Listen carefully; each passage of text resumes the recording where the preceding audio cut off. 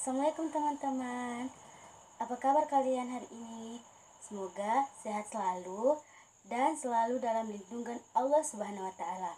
Sebelumnya perkenalkan, nama saya Ana Wahida dari PG PAUD kelas B 2019, Fakultas Ilmu Pendidikan Universitas Negeri Makassar. Di sini saya akan membawakan sedikit materi tentang neuroscience mengenai metabolisme dan nutrisi otak. Langsung saja kita simak videonya yuk.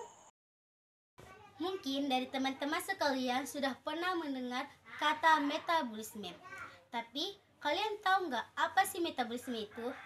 Metabolisme adalah seluruh reaksi biokimia yang terjadi di dalam sel tubuh makhluk hidup, di mana metabolisme dapat dibedakan menjadi dua macam proses, yaitu anabolisme atau penyusunan dan katabolisme atau penguraian. Anabolisme adalah sintetis makromolekul seperti protein, polisakarida, dan asam nukleat dari bahan-bahan yang kecil. Proses sintetis demikian tidak dapat berlangsung tanpa adanya masukan energi. Sedangkan katabolisme adalah proses penguraian dari molekul besar ke molekul kecil. Pada saat proses ini terjadi, dia melepaskan energi. Nah, peran metabolisme yaitu mengubah zat-zat makanan seperti glukosa, asam amino, dan asam lemak menjadi senyawa-senyawa yang diperlukan untuk proses kehidupan seperti sumber energi atau ATP, di mana energi ini berguna untuk aktivitas otot, sekresi kelenjar, memelihara membran potensial sel saraf dan sel otot, sintetis substansi sel, zat-zat lain yang berasal dari protein berguna untuk pertumbuhan dan reparasi jaringan tubuh. Nah, hasil metabolisme tersebut kemudian dimanfaatkan oleh tubuh untuk berbagai keperluan seperti sumber energi, mengganti jaringan yang rusak, pertumbuhan, dan sebagainya. Tubuh membutuhkan energi agar organ tubuh berfungsi dengan baik. Energi yang dihasilkan melalui proses metabolisme tubuh dengan cara mengubah makanan dan minuman yang dikonsumsi. Dengan adanya energi, sehingga dapat menjalani aktivitas sehari-hari seperti berjalan, bekerja, berolahraga, serta beberapa fungsi tubuh yang dipengaruhi oleh proses metabolisme yaitu bernafas, mencerna makanan, mengalirkan darah, memperbaiki dan memperbaharui sel, mengendalikan suhu tubuh, memicu kontraksi otot, serta menjaga fungsi otak dan syaraf. Selanjutnya kita akan masuk pada pembahasan mengenai energi untuk metabolisme otak. Viratamala pada tahun 2017 menyebut bahwa otak membutuhkan banyak energi sama seperti anggota tubuh lainnya. Bahkan, otak bisa memakan energi sebanyak 1/4 dari total asupan energi tubuh. Ini tak mengherankan, sebab lebih dari 80 miliar neuron atau sel saraf mengirim dan menerima sinyal untuk berpikir dan mengatur emosi selama 24 jam tanpa henti setiap harinya. Bahkan saat Anda sedang tidur sekalipun. Sebagian besar energi untuk otak ini diambil dari glukosa yang berasal dari karbohidrat. Sekitar 50% dari asupan glukosa yang masuk ke tubuh bisa digunakan otak sebagai energi. Oleh karena itu, mungkin akan merasa pusing dan kurang fokus saat merasa kelaparan. Masalahnya, pada saat lapar, otak tidak mendapat glukosa yang cukup untuk diubah menjadi energi. Kemudian, otak pun mengalami kekurangan energi. Walaupun energi utama otak adalah glukosa, namun dalam keadaan tertentu, otak juga menggunakan energi dari sumber lain di luar karbohidrat. Hal ini terjadi saat cadangan karbohidrat dalam tubuh hampir habis. Pada saat ini, otak akan menggunakan keton dari lemak sebagai energi. Nah, keton sendiri adalah zat yang dihasilkan ketika tubuh mengubah lemak menjadi energi.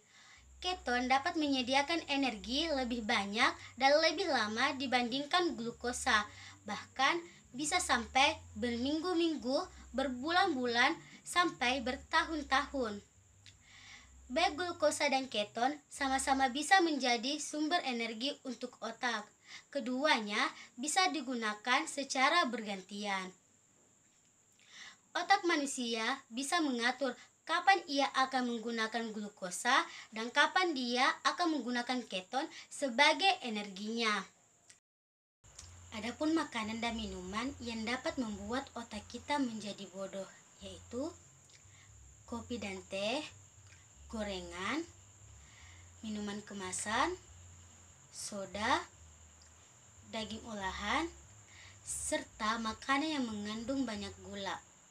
Selanjutnya, kita akan membahas mengenai pengaruh makanan terhadap otak. Menurut Diana tahun 2013, gizi yang optimal dan seimbang sangat diperlukan untuk perkembangan susunan syaraf. Perkembangan otak yang terganggu dapat mempengaruhi tingkat kecerdasan. Otak membutuhkan pasokan energi dari berbagai sumber seperti omega 3 atau EPH dan DHA, termasuk asam linolenat, berfungsi untuk pembentukan sphingomyelin dan merupakan komponen struktural sel saraf atau myelin. EPH berguna untuk pembentukan membran sel.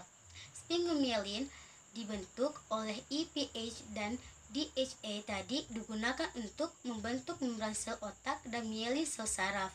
Bila EPH dan DHA pada otak cukup, maka sinyal yang disampaikan dari otak akan diteruskan ke aksen dan myelin akan mempercepat jalannya sinyal yang disampaikan oleh otak.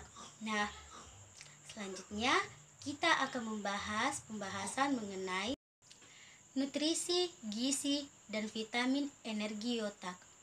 Peran nutrisi dan gizi bagi perkembangan otak sudah diakui sangatlah berpengaruh.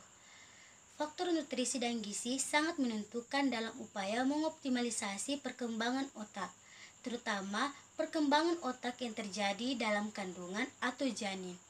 Sebelum membahas lebih jauh tentang hal nutrisi dan gizi, maka diuraikan konsepsi nutrisi dan gizi terlebih dahulu. Yang pertama, konsepsi nutrisi. Nutrisi secara umum sering diartikan sebagai proses pemasukan dan pengolahan zat makanan oleh tubuh, makanan bergizi, ilmu tentang nutrisi.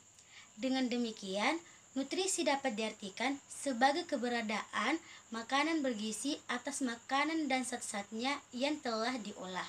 Yang kedua, konsepsi gizi. Secara umum, gizi adalah zat-zat makanan yang dibutuhkan untuk mendukung pertumbuhan tubuh. Bagi tubuh, makanan yang baik adalah makanan yang mengandung gizi. Biasanya, makanan yang mengandung gizi adalah makanan yang dianggap mengandung vitamin yang dibutuhkan oleh tubuh. Meski berfungsi untuk memberikan asupan nutrisi untuk tubuh, tetapi vitamin dan suplemen ternyata berbeda. Vitamin sudah pasti suplemen, tetapi tidak semua suplemen adalah vitamin. Adapun pengertian vitamin dan suplemen, yaitu vitamin adalah nutrisi tambahan yang diperlukan bagi tubuh untuk bisa menunjang kinerja tubuh. Umumnya, vitamin berasal dari makanan dan buah-buahan yang bersifat organik. Sedangkan suplemen dapat diartikan sebagai zat adiktif yang mengandung nutrisi baik bagi tubuh. Jika vitamin bersifat organik dan berasal dari makanan atau buah-buahan, maka suplemen umumnya diproduksi secara mekanik. Nah, adapun jenis-jenis energi pada otak yaitu AA atau arachidonic acid, kolin, asam alfa linolenat atau omega 3, omega 6, zat besi, dan vitamin, di mana vitamin meliputi B1, B12, B6, B9, vitamin E, vitamin C, dan vitamin ginkgo biloba.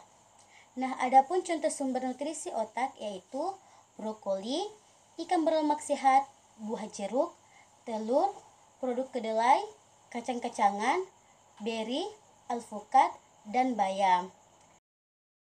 Itulah materi yang bisa saya sampaikan. Semoga teman-teman dapat memahami materi yang saya sampaikan dengan baik. Kurang dan lebihnya mohon dimaafkan. Wassalamualaikum warahmatullahi wabarakatuh.